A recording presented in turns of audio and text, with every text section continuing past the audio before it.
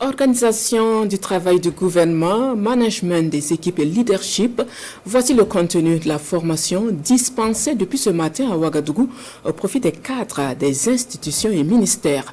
Et comme je vous le disais en titre, le gouvernement voit en ce rendez-vous une tribune pour encore décliner les objectifs de la transition et les priorités y afférentes. Nong Bakouda et Yann Kiteta étaient à l'ouverture de la session. Sur la table de chaque conseil des ministres, de lourds dossiers. Derrière ces dossiers se cachent des hommes et des femmes. Ce sont les cadres des institutions et ministères qui les élaborent et qui servent de boussole aux travaux des conseils des ministres.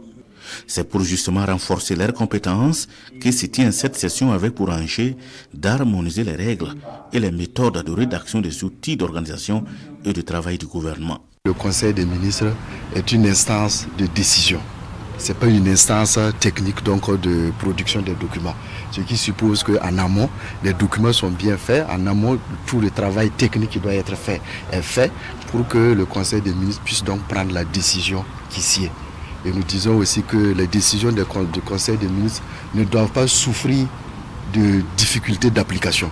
Et vous savez que quand le document n'est pas techniquement bien préparé, il y va de soi que la décision aussi qui va être prise soit une décision qui n'est pas entourée de toute la légalité et de tout ce qui est légitimité. En 24 heures, les hauts cadres de l'administration publique vont soigner les normes de rédaction, mais aussi et surtout renforcer leurs connaissances sur la vision et les priorités de la transition. Cette rencontre donne l'occasion à la crème des institutions et ministères d'accroître le sens du management des équipes et le leadership pour l'atteinte d'une mission historique, celle de transformer en profondeur l'administration publique, selon le représentant du Premier ministre à la cérémonie d'ouverture. Pour le ministre de la Santé et de l'Hygiène publique, le docteur Jean-Claude Kargougou, c'est un tremplin pour trouver les remèdes appropriés afin d'améliorer les performances de l'administration publique, mais aussi et surtout pour éviter les lacunes au grand bonheur des populations.